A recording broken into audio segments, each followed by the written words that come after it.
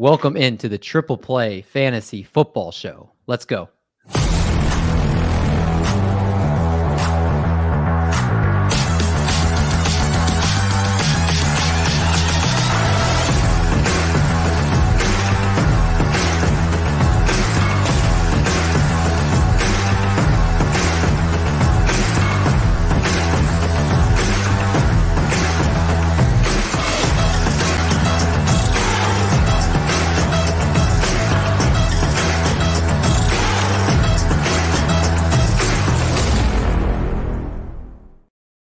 What's going on, everybody? Welcome back to the podcast. Welcome into another episode of the Triple Play Fantasy Football Show, a proud member of Fantasy Points and the Fantasy Points Media Group.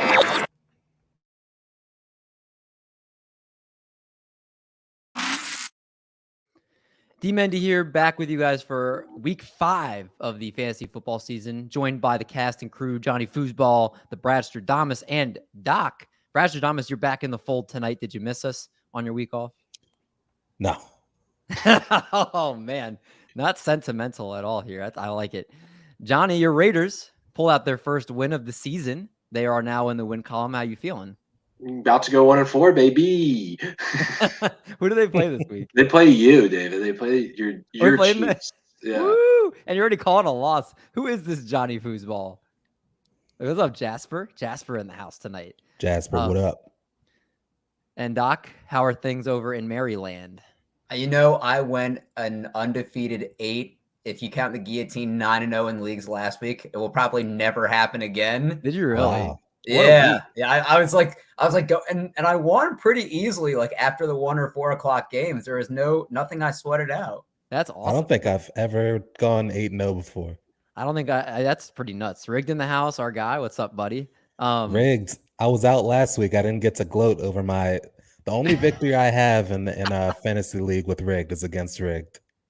I was checking before the show of our Scott Fishbowl update. I was looking through the standings. I had a bad week. Jalen Hurts cost me. Yeah, so right now I'm in 285th place. Oh, nice. And Doc, you are in 769th place.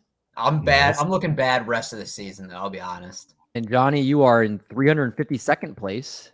So Johnny, you're still I was in like 100th something, and then I had a bad week this week. And then Brad, I'm bringing up the rear. I've had 2 straight losses. I was undefeated before this. Same with me. Yep. But I think the standings only count for points scored in terms of the overall. So your record doesn't matter. And Brad, you are in 740th place. We're all in the top 1,000. That's not bad. It's not terrible. No, not bad at all. And Jasper says, "What's up, Brad? Good to see you in the house here. Full gang back here." Man. And Rick said you were playing against me. Wish you were playing against me every week. I don't. Rick has a very good team. I'm actually surprised that things have shaked out how they have so far, but it's a long season. We'll see. You at least checking your team? Was that? Are you at least checking your team? Will you give me a break with that? I tapped out of like one NBA season, and now I'm getting it. Brad, you had Julio Jones in your active lineup last week in David's league when he was out. But I think, to be fair, he was like a game time decision. It wasn't like he was been out. He was not only was he a game time decision, but I still won that matchup. You did still win. Yeah, I think my league where there's a 4-way top at 3-1 at the top of the standings. Me, Brad, Bart, and maybe somebody else. But it's a close race in there. Week 4, real quick. Let's just touch on week 4. Do you guys have a wow moment? Something that maybe was stuck out to you from this past week? Doc, let's start with you. Yeah, you know when people on Twitter say that they'd be smarter than NFL coaches, and everybody is like, no, you couldn't be. Like, there are a couple instances that jumped out to me this week where I think we could be. One, the Ravens on the 3-yard line, you have the most accurate kicker ever. Just kick a field goal, take the lead. And the second is the usage of Kyle Pitts. On a 3rd and 10 from the goal line, they have him in the backfield running a flat, so not even a 10-yard route. They have their 3rd string tight end, actually 2nd string, Parker Hesse, in the slot. Parker Hesse was in for 48 snaps. Kyle Pitts was in for 34. Like, I feel like the average person could at least draw up something better than that. I think Atlanta ran 14 straight runs from the end of the third to the beginning of the fourth quarter, and it worked because they won the game. That's why he's in, because Kyle Pitts can't really block yet. Yeah, it's definitely Eric already corrected on his wow moment. No, but then why did you use he's that right. draft He's right. capital on him? So No, I he's did right. see I forgot who tweeted this out, but they said, I think it might have been RotoSurgeon. He said through week 4 last year, Kyle Pitts was like the tight end 20. And then he finished weeks 5 through 17 or whatever, 5 through 18 as the tight end 4.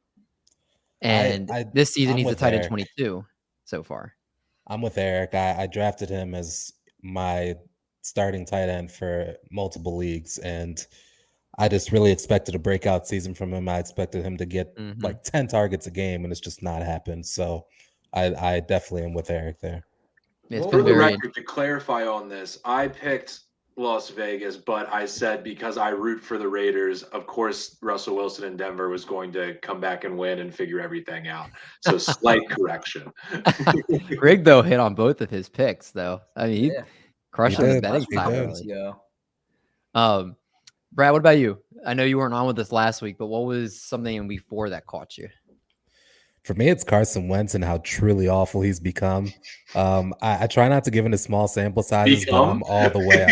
I know, maybe not become, maybe he has already been, but you know, if he threw for 500 yards and 6 touchdowns this week, it wouldn't change my mind because I know how truly low his floor is. You know, this week he threw for 170 on 42 attempts with 2 picks. And the week before that, he threw for 210 on 43 attempts and had negative passing yards at the half. The Commanders obviously lost both games, so he makes great throws every now and then, but I have no confidence in him, and I doubt the team does either. I think they're going to be back to Taylor Heineke pretty soon. Especially if they're going to start tanking, which they should do. They need a quarterback. So would you trade Justin Jefferson for Jamar Chase and Leonard Fournette? Yeah. Assuming this is a PPR league. Yes. 100%. I would too. Jamar Chase's worst days are already behind him. They're going to turn it on and figure it out the rest of the season. Even if they don't, like, even if you get like 50% of Jamar Chase, adding Fournette to the mix is huge. I always like the trades on the flip side where you get 2 and give away 1 because I hate those because you have to drop a player anyway, so you're essentially 2 players. Yeah, but let's say Justin Jefferson goes down, then you're at least tying value to 2 players. Like if let's say Justin Jefferson and Jamar Chase both went down, you're at least getting Fournette out of the deal. Yeah. Yeah, I think that's definitely a pretty good trade for you. I know it's hard to part with Justin Jefferson, but that's a pretty good return there. And Jasper says, Atlanta did run 14 straight, won the game. Pitt and Mariota have 7 points total fantasy points, but still won the game. How is that possible? Only in American football. Thanks, sir. That is Rick a soccer fan? I don't know. I feel like when people say American football, it means they're also big soccer fans. Rick, let us know that. I'm curious. Johnny, did you have a moment? Your Raiders' first win, maybe? I mean, finally the Raiders played some shout out to some soccer, some total football, as the Dutch would say. They actually played all phases and all quarters. But my shock is that the Ravens are terrible at holding a lead. For a team that runs the ball well, they cannot seem to milk a clock out up 17. I saw a stat they're 1-2 this season when they're up 17 points. That's pretty crazy. I can't believe that. Jasper says he's in a 12-team, 18-man keeper league this year. Had an offer of Curtis Samuel and Jared. Not James Jared Cook. Cook. Why did I say Jared Cook? James Cook for Leonard Fournette. Oh my God! I hope he took that. Goodness gracious. I don't know. I don't know about that one. Yeah, if you're in contention, then yes. But like Fournette's on the downside of his career. He is, but Curtis Samuel, do you think he's a thing long term? Because I really don't. I'm talking about the James Cook. I mean, James Cook is a small guy. He's not a big back. He's a Singletary injury away, though, from being fantasy relevant. Maybe. I think maybe, and then it could just be the Zach Moss show after that. And even with that Bills running game is not looking great. They'll be drafting somebody I don't next know. year. They'll definitely be drafting somebody next year. You can take that to the bank. And they're doing it every year. They're drafting a new running back every year. Caden says he already have parted with Cup. He had Cup and Jefferson on the same team. That's pretty wild. No, he traded for Jefferson. So he traded a couple away for Jefferson. Jefferson. Essentially have turned Cooper Cup into Jamar Chase, Leonard Fournette, Chris Godwin, and Dallas Goedert, which is quite a haul for That's incredible. Cup. Caden's That's worth it. Caden, man, look at that, just swinging, wheeling and dealing trades. That's pretty awesome. I wish I could do stuff like that. My biggest thing, Doc, close your ears. Allen Robinson is trash. Yeah. He is. I'm taking such an L on that. But Allen Robinson. They don't target him though. I mean, so here's the thing though. Allen Robinson was never a separator in his career. He was always like a contested catch guy. But I mean, they're not even throwing him the ball. And that part of me is to think that Stafford just doesn't trust him. We saw, what was it? Not week 4, but week 3 when it went through his hands in the end zone when he dropped that touchdown. He's only in the week 1, he got a target like at the very end of the game. Like, he's just not right now somebody that you can trust in your lineup. And I'm pretty sure a lot of people will drop him. And I don't even know if I would be rushing to the waiver wire to pick him up to use a roster spot on him at this point. So here's my defense on Allen Robinson real quick. The Rams have a trash offensive line and he's not a speedster. So they haven't been doing their part in getting him some short routes. Like Stafford is right away just throwing it to Kupp and what he's familiar with. Yeah. What do you have, like 20 targets yesterday? 14 catches? I think 18. Something so like it's all Kupp and Higbee. Yep. Yeah. So, I mean, I think the Rams there's so much that's wrong with them beyond Allen Robinson, and Stafford's just going with what he knows. Yeah, I'd say that's fair. I want to bring up a couple of questions came in. Well, first, Jasper said he declined until his next big game from Fournette, increased that trade value. And then a new buddy here, the Dark Wolf 115. Dark Wolf, what up? Thanks for hopping on the show, man. Would you trade Metcalf, Dobbins, and London for Michael Thomas, Kamara, and Duvernay? Metcalf, Dobbins, and London for Michael Thomas, Kamara, and Duvernay. Is it PPR? Metcalf, we're going to assume it's PPR. Metcalf and London, I think both have higher upside than Thomas and Duvernay. Yeah, I wouldn't do that. Dobbins is actually my sleeper pick. I mean, he had a fantastic first game back and only gets better from there after recovering from that. Yeah, you're trading. I agree with Johnny there. Dobbins looks really good, but I wouldn't trade those other two for those receivers. You're trading 3 relatively healthy guys for 2 guys that didn't play last week for injury. I want the Metcalf, Dobbins, and London side. So if he's getting the Metcalf, Dobbins, and London side, then smash that trade. But otherwise, I would not do it. Another newbie in the house, Owen Lease. Thanks for checking out the show, bud.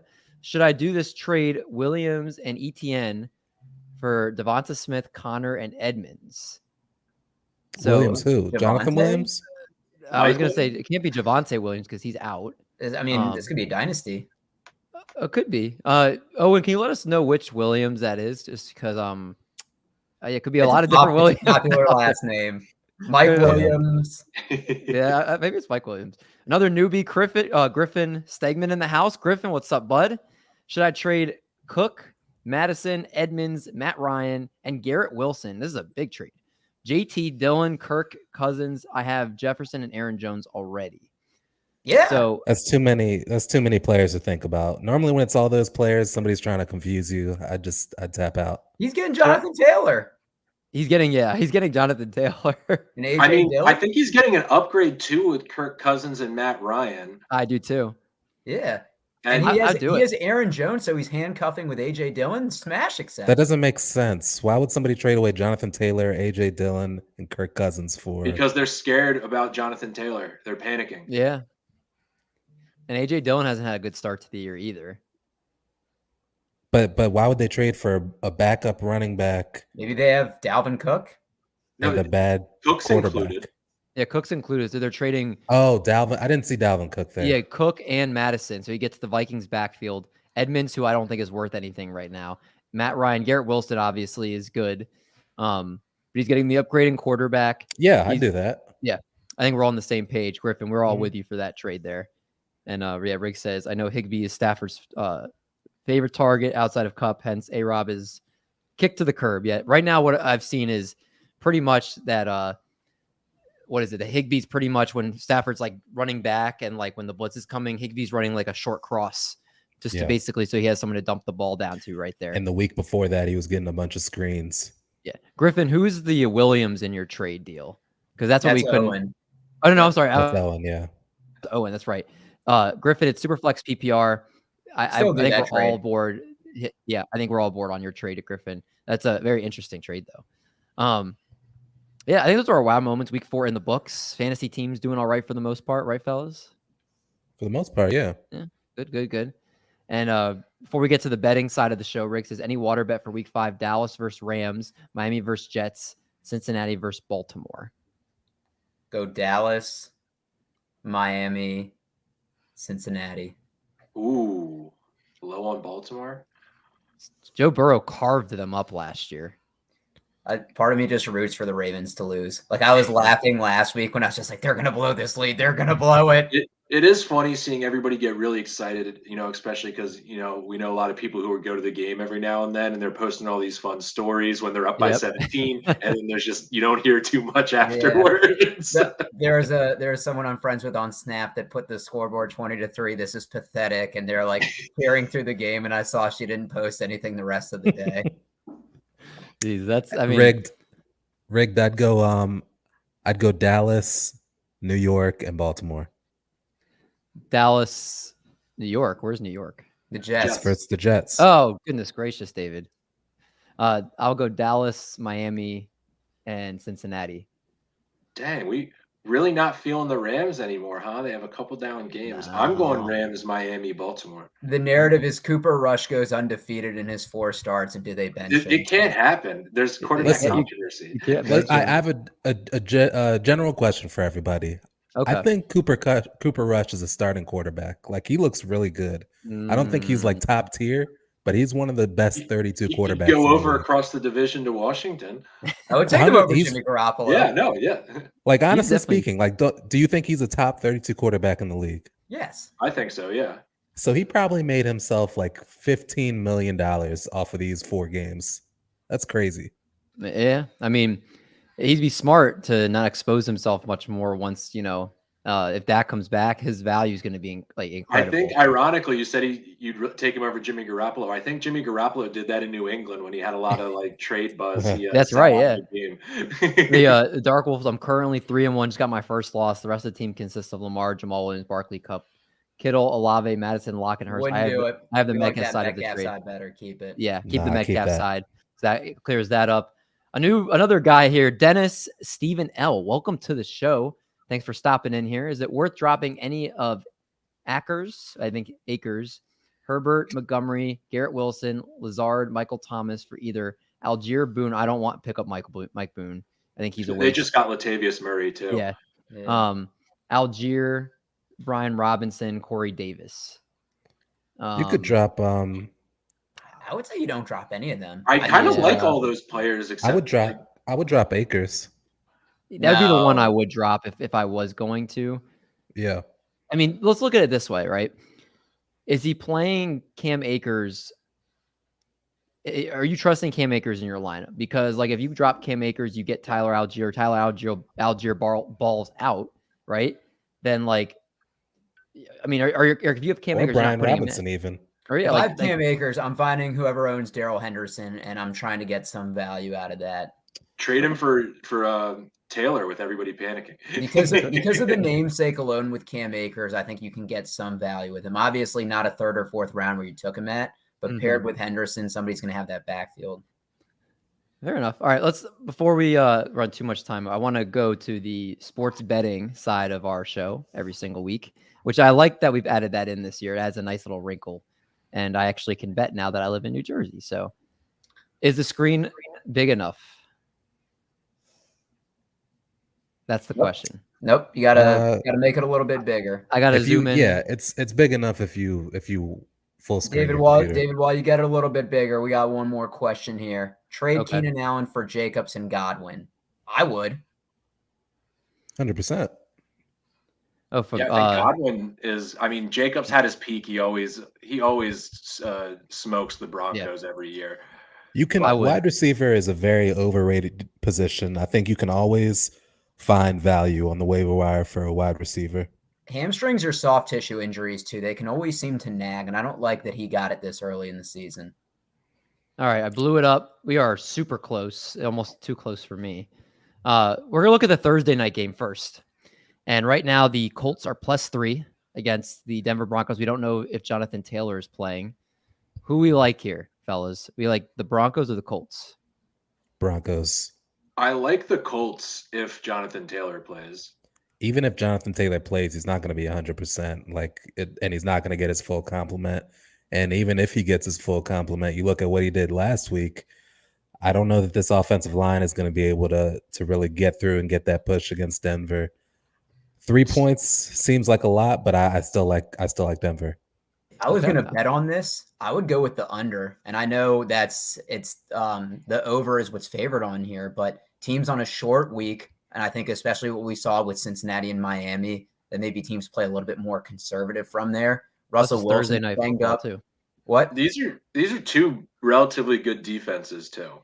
Yeah. And to your point, like Russell Wilson, besides him being banged up, he's been bad. And Melvin Gordon's now going to be. He has not. He's been bad. He's definitely been bad. Yeah, he's definitely been bad. He's had one turnover in 4 games, and he's done. But he has. Okay, he has anyway. He has 300 yards in 4 games. Yeah, that's not his fault that the coaching scheme is bad. I'll accept. Regardless, he's been pedestrian. Right. Let's look. We'll go. Melvin Gordon is probably going to be the starting running back, and he's been fumbling all day. So I don't know. I'd take the under too. Okay, I like the under, and I like the Broncos here. So I'm with you guys. Anytime touchdown score. Anyone want to throw out any names that you like here? Jonathan Taylor plus 115, Melvin Gordon plus 120. It's never fun to call out one of those names. Sutton, Naheem Hines, Michael Pittman, Jerry Jeudy. If we go down a little bit more, always click the show more button. I think for this segment, David, you always have to click the show more button. You want to make your long shot anytime touchdown call? Who's a fullback? I feel like there's been a lot of fullbacks getting first touchdowns. Philip Lindsay, Deion Jackson, Kendall. I'd go Cortland Sutton. Ooh, Mo Alley Cox plus 470. Oh wow, he's been great. He got 2 yesterday, didn't he, or 2 on Sunday? Yeah, which means he's not due for 1 this week. There's some juicy Jelani Woods. But that's all Matt Ryan's throwing to. These are not. I don't mind a Russell Wilson rushing touchdown. Johnny taking that at plus 650. Yeah. What's Jelani Woods at? I just passed him. He's at plus 650. No, that's not long enough. Yeah, these aren't giving you great odds. It's cool that you can gamble in New Jersey, David, but these are not great. What about a Denver defense touchdown with Matt Ryan, maybe a strip sack fumble? But that's not good odds. That's not good odds. These are awful odds. Matt Ryan rushing touchdown plus 2,100. So David, that's not good. To put it for reference, on a site that I use, Tom Brady is like plus 4,500, and he's the QB sneak god from the one. And Rick says Melvin Gordon is fumbling and dropping balls, not into the game. I agree. This game's going to be disgusting. Which is why I still have the Colts plus 3. All right, I would, if I had to do first touchdown on here, I'm going Pittman. This is anytime. That was anytime. Anytime? I thought we were doing first. No, that was anytime.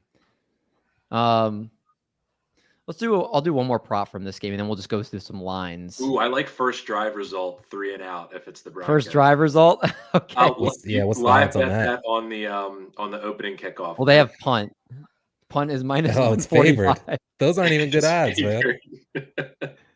That's crazy. Goodness gracious. I bet FanDuel's caking up over here with these odds. Yeah, I kind of like field goal at plus like 460. The air is a little bit thinner in Denver. And the team gets a good kickoff return. Maybe they get like 20 yards. We should start doing every week. I'll put like $5 on a parlay that we pick, and then just see if it hits. Do we have to come to the triple play fund? Yeah, I mean, I don't even like. Yeah, we could use it from like the triple play fund, or even just it's $5. Not a big deal. I'd love that. We grow it into like $1 million or something. Yeah, why not? Do our props of the week here. Well, if it was that easy, why don't we just why do we need to start with 5? Got 4 heads here. We should be able to hit some of these bets, right? I've been seeing some crazy like 7-leg parlays in the Scott Fish Bowl. That's right. All right, Packers visiting the Giants visiting the Packers. The Giants are 8.5-point dogs. I am 100% on the Packers at minus 8.5 because I don't think Daniel Jones plays. I was going to say there's not a good QB situation in New York. If it's Saquon, that's not a good sign. I think they just signed Jake Fromm today. Yeah, this is something that you got to get on early because if they announce that Daniel Jones and Tyrod Taylor are out, it'll probably go to at least minus 13. ESPN. I was looking at it this morning because it was going to be one of my picks, but ESPN has the Packers as plus 14. It has the Packers right now. Sorry, minus 14. Plus 14. That's right, Yeah, Rick. sorry. The hedge fund. Go for the million or go broke. That's right.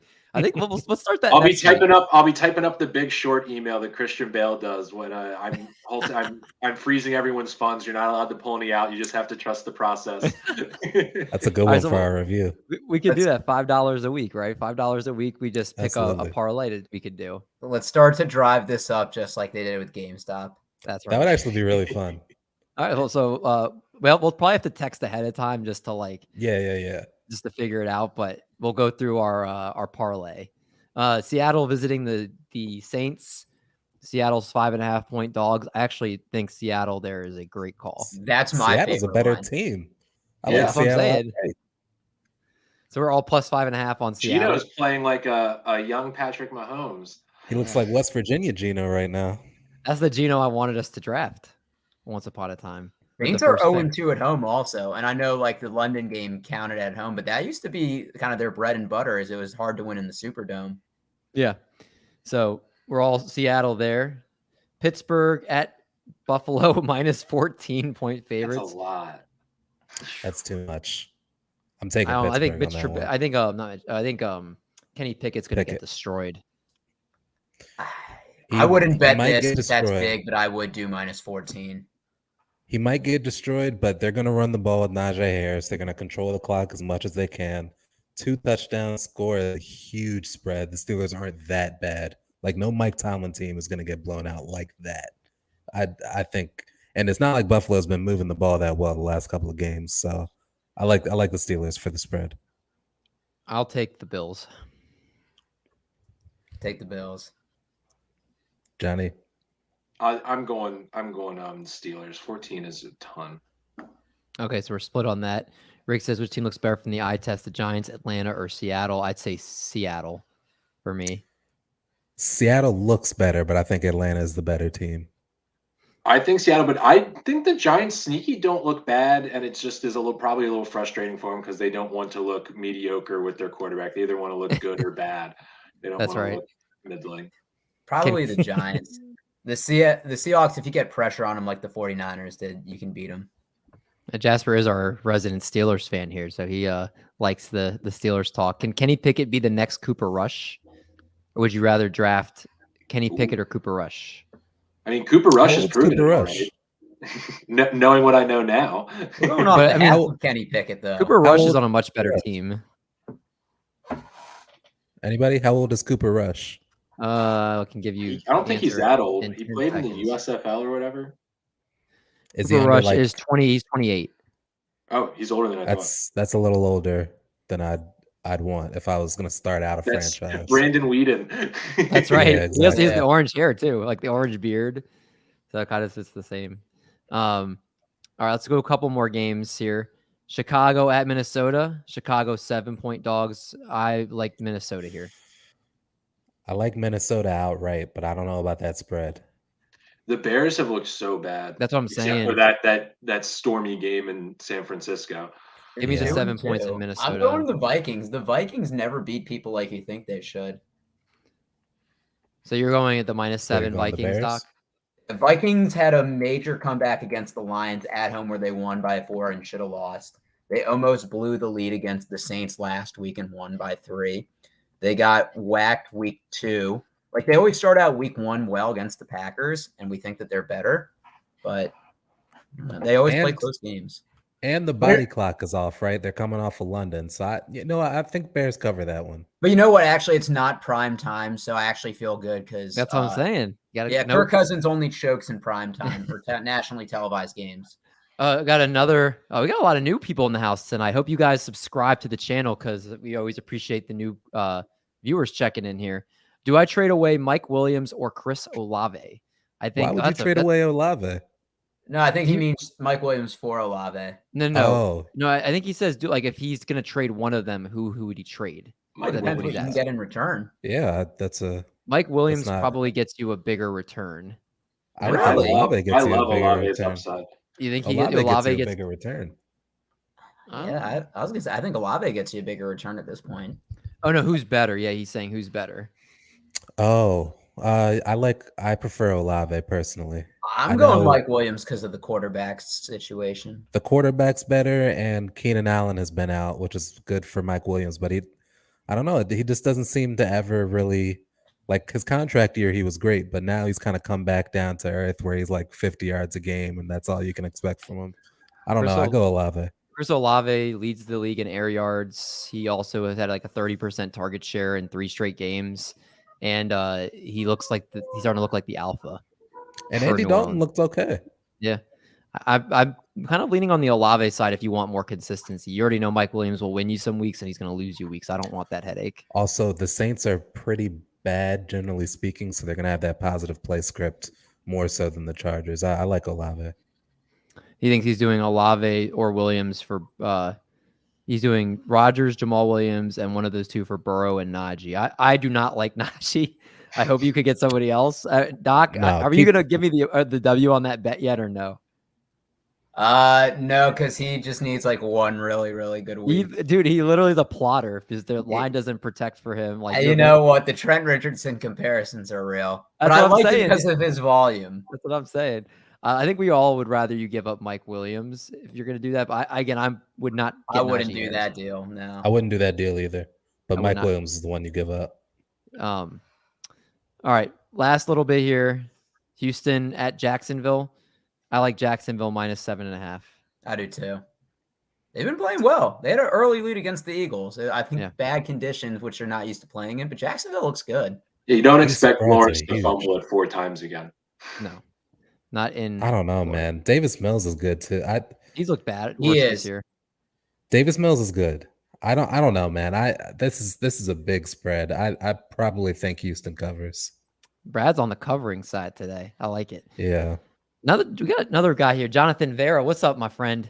Fournette or Mixon rest of season? Great question. I'm going Mixon. That is a really hard question. I'm leaning Fournette. I am too, but I don't know the answer. I like that offense overall. Once Brady gets his head right, I like that offense overall much better.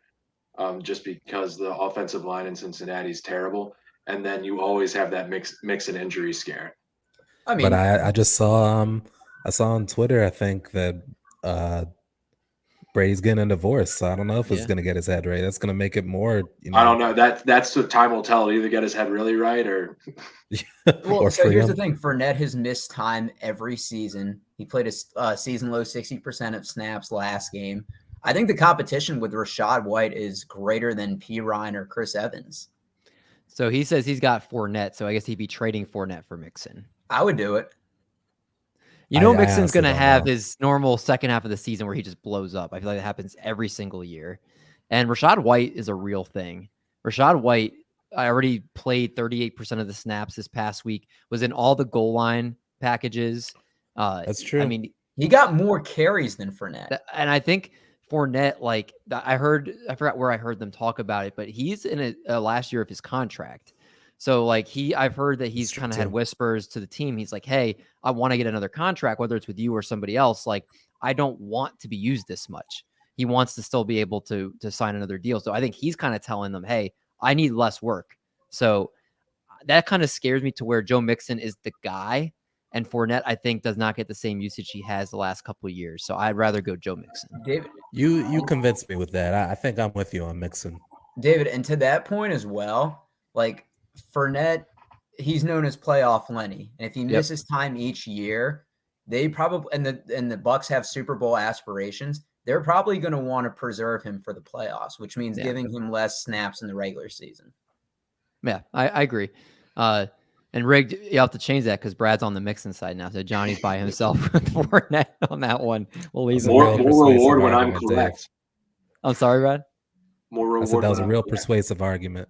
Oh, thank you. I like that we're all open-minded here because you guys have definitely changed my minds on some things. By the way, speaking of that, where are we on our Rashad Bateman bet? What was the bet again? I don't remember, but I thought he was not going to do well, and you thought I think he I know was. Rig has been real good with the bet. So if Rig remembers, he can put it in and we'll pump it up on We're going to here. have to check the Discord. Otherwise, we'll have to go back. And as Sean Wolf says, is Rashad White worth a pickup? Yes, Sean Wolf. I just made a Rashad White video. We're gonna tell you this. Check it out. Doc just put a Rashad White video on our YouTube channel that dropped today with everything you need to know. And I also interviewed Rashad White this offseason. That's also on the channel. We are big Rashad White fans on this podcast. So pick him up. He could be a league winner this year. And Jonathan, man, appreciate you, man. Hope you subscribe and hop in with us every Tuesday on here. Let's do 2 more minutes, go through a couple more games, and we'll sign off here. Miami Dolphins at the Jets. Jets are 3.5 point favorites, or 3.5 point underdogs. I'll take the Dolphins minus 3.5. I think we all did, except Brad took the Jets. Yeah, earlier. I'll take the Jets. Yeah.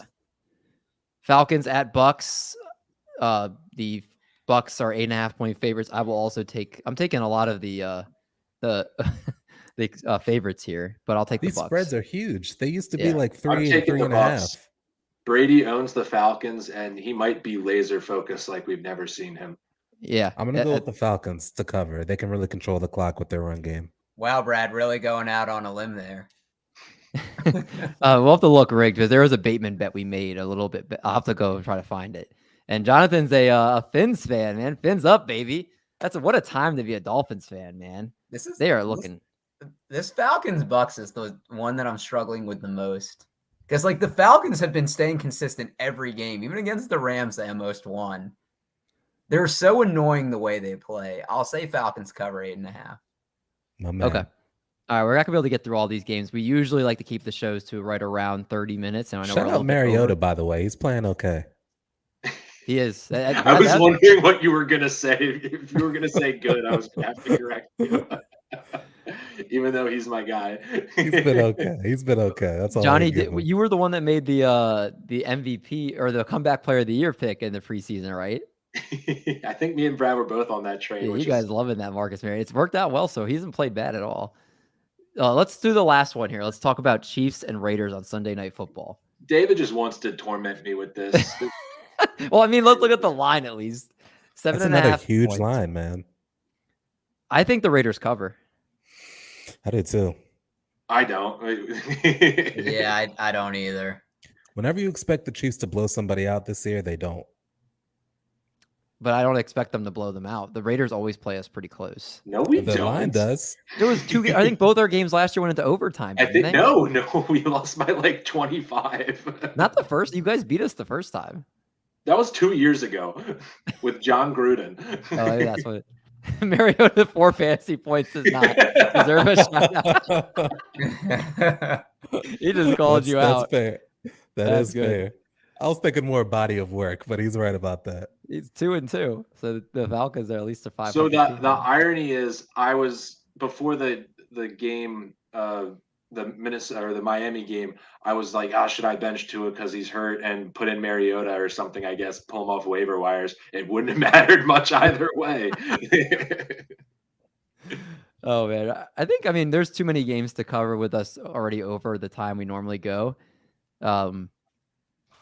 Unless there's one that you guys know of ahead of time that stands out to you, but Bengals Ravens, the Sunday night game. I thought the Ravens Chiefs, -3. Are you sure that's the Sunday night game? That's the Sunday afternoon game. No, it's the Sunday night game. Sunday 4:26. We already talked about that. No, David, go below it. Go below it. See, this is a normal line. 3 points with the Ravens and Bengals. Like that's what the lines are supposed to be. Everything here is like a touchdown, 14 points. Like it's too big. I'll take the Bengals +3. I'll take the Bengals +3 too. I'll take that over. All right. Oh, David didn't show us how much is in his account this week, so we can't tell if he won or lost. I will say this. I put $15 to win $350 last night on a parlay of a Cooper Kupp anytime touchdown, a George Kittle over 40 receiving yards, Deebo Samuel over 50 receiving yards and an anytime touchdown. And then case in point, you didn't win because you would have told us earlier. Yeah. I thought that was a pretty good lock in the bet. When Deebo caught that long touchdown. Oh, and it was Cooper Kupp over yards. Was it Kittle that missed? Cooper Kupp didn't get in the end zone, and Kittle missed out by 20 yards. The best was David said, congrats if you hit the Debo over. And we had a friend that bet the Debo rushing over, and that did not hit. Oh, I should have been more specific. You're right. Last question for you out of here. It says week 4 there was Jamal versus Gibson bet. Johnny and Doc won. Week 4, Jamal Williams, Johnny and Doc, Gibson. Let's go. I didn't pick Gibson, did I? I pretty much. You said you'd rather have Antonio Gibson than Jamal Williams. Oh, rest of season. No, it doesn't matter because you're already wrong. Week 4, I would have said Jamal Williams, but rest of I think season. it was rest of season. Admit when you're wrong. You just talked Brad up for being able to admit. No, I can admit when I'm wrong, but I go back. We have to go back to the tape because I definitely would have taken Jamal Williams week 4. I 100% will. If Gibson sucks rest of season and Jamal Williams continues to ball out, I will own that I picked Gibson. But Jamal Williams had a good game. Gibson had a bad game, so Gibson's digging out of a hole with Brian Robinson coming back. Yeah, it is rest of season. It is rest of season. Yeah, that was. I mean, I might might hot start already for Jamal Williams. Yeah, so. I mean Jamal Williams looks freaking dirty. All right, let's wrap up here. We're at the 40-minute mark, and I mean when we passed the 30-minute mark means that we having a good show. So. Anything you guys want to plug before we get out of here? I'm going to plug some stuff at the end, but go ahead and Doc, go ahead if you want to plug your video or anything else. Yeah, the Rachaad White video is coming out. Fantasy basketball season's coming around. And even if it's just you're not into fantasy basketball, but you're looking to get back into the NBA, we got you covered with a lot of really great stuff. A couple people that already subscribed to the YouTube channel while we went live here. Thank you so much for that. And we look to help to answer your questions each week because that's what we're here for. We just lost 2 subs with that speech. You lost 2 followers. Probably. Brad, what about you? Yeah, just to echo what Eric said, especially with fantasy basketball. Jacob Dunn and I will have a couple of mock drafts coming out via our YouTube channel. I'm always writing stuff for Fantrax HQ, football and basketball for fantasy. So you can check me out there. And we always drop videos on YouTube for during our Triple Play Fantasy YouTube channel, so make sure to check us out there, and that's it. Johnny, what should we know? I heard there's a cool Rachaad White video coming out, and I heard Brad's going to be doing some NBA mock drafts coming up. Facts. And yeah, you guys just make sure you check out the YouTube channel. If you were in the chat today and you enjoy the content, we are here live every Tuesday night doing this. So if you enjoy the show, make sure you hop in every Tuesday. Usually somewhere between like 6:30, 7 o'clock, but there's always an alert that comes out, lets you guys know. And tons of videos dropping every week. Rachaad White and fantasy waiver wire pickups. The Tripwire goes live every Monday night to tell you about waiver wire pickups. We're here every Tuesday to talk betting. And then there's a bunch of other stuff on the channel, baseball, basketball, football. We talk about the Arizona Fall League for baseball, talk about the playoffs, having Denard Span come on, hopefully either this week or next, to talk with us about some baseball playoffs. So yeah, just make sure you guys are part of the ride here, Triple Play. And we appreciate you guys every single week tuning in. So with that, for Johnny, for Brad Stradamus, for Doc, I'm D Mendy. We're going to make like a bread truck and we're going to haul these buns. Catch you guys in week 6.